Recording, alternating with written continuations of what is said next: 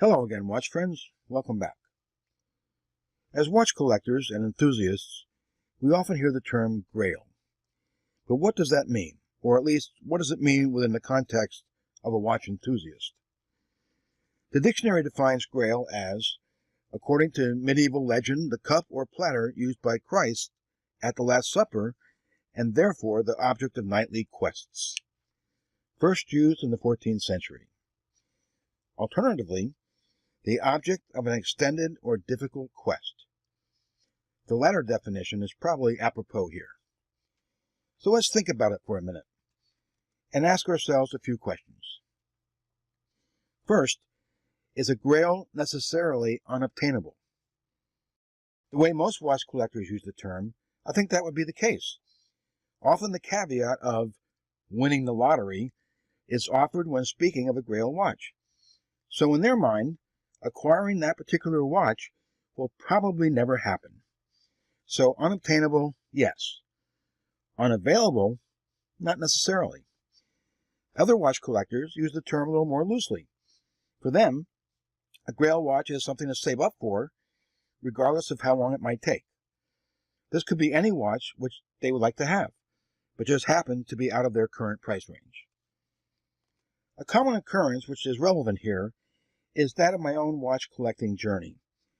At first, I was shocked at the high price of fine or luxury watches. A Grail watch to me, in those early years, might have been something 2 or 3 times the price of my usual watch purchase. As time wore on, no pun intended, the prices of both my typical purchase and my proposed Grails ratcheted up. For some collectors, finding that Grail can approach obsession. Whether it's compulsively studying a certain brand or even a particular reference, they learn the nuances and minutiae so they can precisely describe their Grail watch. Nothing wrong with that. Learning about the history and details of horology is part of the fun of the hobby. Next question. Are there minimum requirements for a Grail? Dollar amount. For some collectors, maybe. But I don't think a minimum price is inevitably a criterion. For example, knee-jerk snobbery aside, my small but growing vintage Seiko watch collection can be considered what numismatists would call a type collection. I have my eye out for a couple pieces to complete my collection. Are these pieces Grails? Not really, but they are ones I want, and they are affordable when they become available. Rarity. For some collectors, this may be the sole criterion. We've all read about crazy auction prices for particularly rare pieces. Paul Newman's $17 million Rolex comes to mind. But for most of us, these watches are so far out of reach that they're usually not considered a Grail, although they might be interesting as horological examples of excess. Exclusivity is probably a more realistic criterion. For me, the Lang & Hein George is my Grail, at least my current Grail. It costs about $50,000. I may or may not be able to afford it someday, but there are only a handful made each year. Clearly exclusive, but available and potentially obtainable.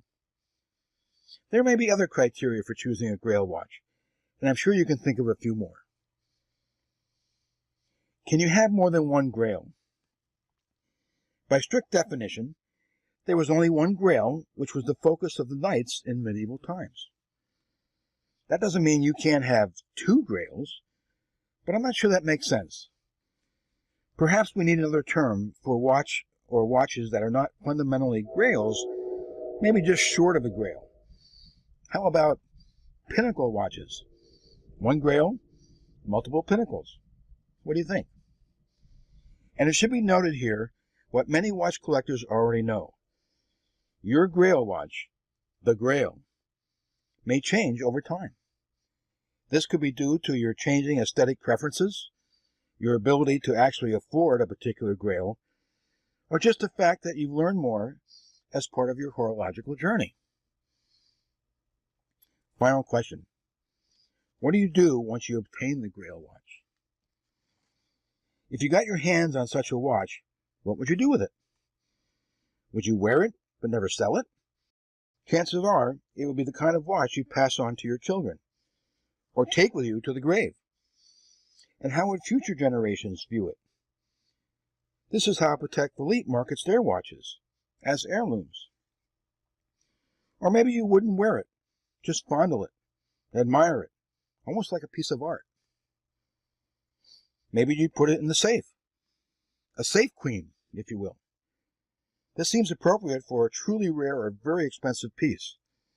However, most of us have learned the hard way that buying and collecting watches is not a way to get rich, at least not usually. In watch collecting circles, the term Grail watch is used to describe a particular rare or high-value piece that is enormously desired by collectors. These are the ultimate holy grail timepieces, ones that set world records at auctions, and will be the definitive piece in any collection, regardless of your taste in timepieces. I'm not talking about these here, since most of us are mere mortals with limited budgets. Whether you long for the same Grail piece as I do, I think you can agree that once the quest is over, there's nothing like the feeling you get when you put that watch on the wrist for the first time. Although you might argue that choosing any particular watch is a matter of personal taste, you cannot argue with the process of planning for and completing a quest. Maybe the term Grail really refers to the quest, not the object of the quest. Perhaps a watch is only worthy of the title Grail watch if there's a quest to discover and obtain it. I think what really gets us watch geeks excited about a particular watch is a combination of exclusivity, art, technical craftsmanship, and, of course, condition. At least that's what does it for me. What do you think? Do you have a Grail? More than one Grail?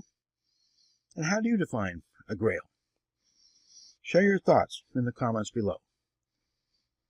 Thanks for watching, and I'll see you next time.